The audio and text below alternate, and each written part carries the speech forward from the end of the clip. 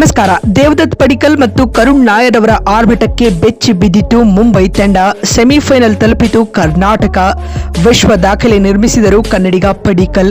ಹಾಗಾದ್ರೆ ಸುದ್ದಿಯ ಸಂಪೂರ್ಣ ಮಾಹಿತಿ ಏನು? ಅಷ್ಟಕ್ಕೂ ಮುಂಬೈ ಮತ್ತು ಕರ್ನಾಟಕ ನಡುವಿನ ವಿಜಯ್ ಹಜಾರೆ ಟ್ರೋಫಿಯ ಕ್ವಾರ್ಟರ್ ಫೈನಲ್ ಪಂದ್ಯ ಹೇಗಿತ್ತು ಗೊತ್ತಾ? ಹೀಗೆ ಇದರೆಲ್ಲದರ ಬಗ್ಗೆ ಈ ವಿಡಿಯೋದಲ್ಲಿ ತಿಳಿಸ್ಕೊಡ್ತಾ ಹೋಗ್ತೀನಿ. ಆದ್ದರಿಂದ ದಯವಿಟ್ಟು ಈ ವಿಡಿಯೋವನ್ನ ಕೊನೆವರೆಗೂ ನೋಡಿ. ಆದರೆ ಅದಕ್ಕಿಂತಲೂ ಮುನ್ನ ಯಾರು ನಮ್ಮ ಚಾನೆಲ್ಗೆ ಸಬ್ಸ್ಕ್ರೈಬ್ ಮಾಡಿಲ್ವೋ ಈ ಕೂಡಲೇ ಈ ಚಾನೆಲ್ಗೊಂದು ಸಬ್ಸ್ಕ್ರೈಬ್ ಮಾಡಿ ಹಾಗೂ ಪಕ್ಕದ ಬೆಲ್ ಐಕಾನ್ ಮೇಲೆ ಕ್ಲಿಕ್ ಮಾಡಿ.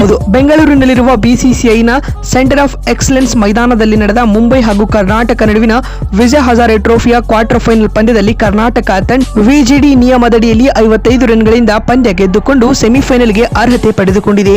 ಈ ಪಂದ್ಯದಲ್ಲಿ ಮೊದಲು ಬ್ಯಾಟಿಂಗ್ ಮಾಡಿದ ಮುಂಬೈ 8 ವಿಕೆಟ್ ನಷ್ಟಕ್ಕೆ 254 ರನ್ ಕಲೆ ಹಾಕಿತು. ಈ ಗುರಿಯನ್ನ ಬೆನ್ನಟ್ಟಿದಂತ ಕರ್ನಾಟಕ ತಂಡ ಕೇವಲ 1 ವಿಕೆಟ್ ಕಳೆದುಕೊಂಡು 187 ರನ್ ಕಲೆ ಹಾಕಿತು. ಈ ವೇಳೆ ಪಂದ್ಯಕ್ಕೆ ಮಳೆ ಅಡ್ಡಿಪಡಿಸಿದ್ದರ ಕಾರಣ ವಿಜಿಡಿ ನಿಯಮದ ಪ್ರಕಾರ ಕರ್ನಾಟಕ ತಂಡ ವಿಜಯ್ ಎಂದು ಘೋಷಿಸಲಾಯಿತು. ಈ ಪಂದ್ಯದಲ್ಲಿ ಮೊದಲು ಬ್ಯಾಟಿಂಗ್ ಮಾಡಿದ ಮುಂಬೈ ತಂಡಕ್ಕೆ ಸಾಧಾರಣ ಆರಂಭ ಸಿಕ್ಕಿತು. ಮೊದಲ ವಿಕೆಟ್ಗೆ ಆರಂಭಿಕರಾದ ಅಂಗಕ್ರಿಶ್ ರಘುವಂಶಿ ಮತ್ತು ಇಶಾನ್ ಅವರು 36 ರನ್ಗಳ ಜೊತೆಯಾಟವನ್ನು ನೀಡಿದರು. ಇಶಾನ್ ವಿಕೆಟ್ ಪತನದೊಂದಿಗೆ ಈ ಜೊತೆಯಾಟ ಮುರಿದು ಬಿದ್ದಿತು. ಆ ನಂತರ ಬಂದ ಮುಷೀರ್ ಖಾನ್ ಕೂಡ 9 ರನ್ ಬಾರಿಸಿ ಇನ್ನಿಂಗ್ಸ್ ಮುಗಿಸಿದರು. ನಂತರ ನಾಯಕ ಸಿದ್ದೇಶ್ 38 ರನ್ಗಳಿಗೆ ಸುಸ್ತಾದರು.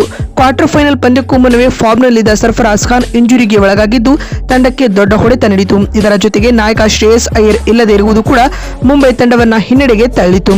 ಕೊನೆಯ ಹಂತದಲ್ಲಿ ತಂಡದ ಪರ ಏಕಾಂಗಿ ಹೋರಾಟ ನೀಡಿದ ಶಾಮ್ಸ್ ಮುಲಾನಿ ಅತ್ಯಧಿಕ 86 ರನ್ಗಳ ಇನ್ನಿಂಗ್ಸ್ ಆಡಿದರೆ ಸಾಯಿರಾಜ್ ಪಾಟೀಲ್ ಕೂಡ 33 ರನ್ಗಳ ಕಾಣಿಕೆ ನೀಡಿದರು. ಇತ್ತ ಕರ್ನಾಟಕ ತಂಡದ ಪರ ಬೌಲಿಂಗ್ನಲ್ಲಿ ಮಿಂಚಿದ ವಿದ್ಯಾಧರ್ ಪಾಟೀಲ್ 3 ವಿಕೆಟ್ ಪಡೆದುಕೊಂಡರೆ ವಿದ್ವತ್ ಕಾವೇರಪ್ಪ ಹಾಗೂ ಅಭಿಲಾಷ್ ತಲಾ 2 ವಿಕೆಟ್ ಉರುಳಿಸಿದರು.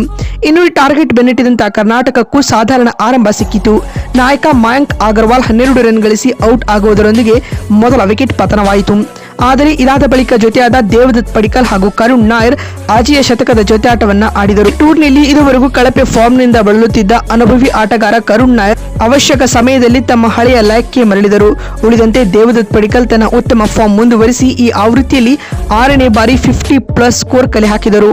ಅನುಭವಿ ಆಟಗಾರ ಕರುಣ್ ನಾಯರ್ ಕೂಡ ಪಡಿಕ್ಕಲ್ ಜೊತೆಗೆ ಅವಶ್ಯಕ ಇನ್ನಿಂಗ್ಸ್ ಕಟ್ಟಿದರು. ಈ ಜೋಡಿ ತಲಾ ಅರ್ಧ ಶತಕ ಬಾರಿಸಿದರು. ಮಳೆ ಬಂದು ಪಂದ್ಯ ನಿಲ್ಲುವುದಕ್ಕೂ ಮುನ್ನ ದೇವದತ್ ಪಡಿಕ್ಕಲ್ 95 ಎಸೆತಗಳಲ್ಲಿ 11 ಬೌಂಡರಿ ಸಹಿತ ಅಜಯ್ 81 ರನ್ ಬಾರಿಸಿದರೆ ಇತ್ತ ಕರುಣ್ ನಾಯರ್ 80 ಎಸೆತಗಳಿಂದ 11 ಬೌಂಡರಿ ಸಹಿತ ಅಜಯ್ 76 ರನ್ ಬಾರಿಸಿದರು. ಇವರಿಬ್ಬರ ಜೊತೆ ಆಟದಿಂದಾಗಿ 254 ರನ್ಗಳ ಗುರಿ ಬೆನ್ನಟ್ಟಿದ ಕರ್ನಾಟಕ ತಂಡ 33 ಓವರ್ಗಳಲ್ಲಿ 1 ವಿಕೆಟ್ ನಷ್ಟಕ್ಕೆ 187 ರನ್ ಕಲೆ ಹಾಕಿತ್ತು. ಆದರೆ ಈ ಹಂತದಲ್ಲಿ ಪಂದ್ಯಕ್ಕೆ ಮಳೆ ಅಡ್ಡಿಪಡಿಸಿದ್ದರಿಂದಾಗಿ ನಿಲ್ಲಿಸಲಾಯಿತು. ಆ ಬಳಿಕ ವಿಜಿಡಿ ನಿಯಮದಡಿಯಲ್ಲಿ ಕರ್ನಾಟಕ ತಂಡವನ್ನ 55 ರನ್ಗಳಿಂದ ವಿಜಯಿ ಎಂದು ಘೋಷಿಸುವ ಮೂಲಕ ಕರ್ನಾಟಕ ತಂಡ ವಿಜಯ್ ಹಜಾರೆ ಟ್ರೋಫಿಯ ಸೆಮಿಫೈನಲ್ಗೆ ಎಂಟ್ರಿ ನೀಡಿದೆ.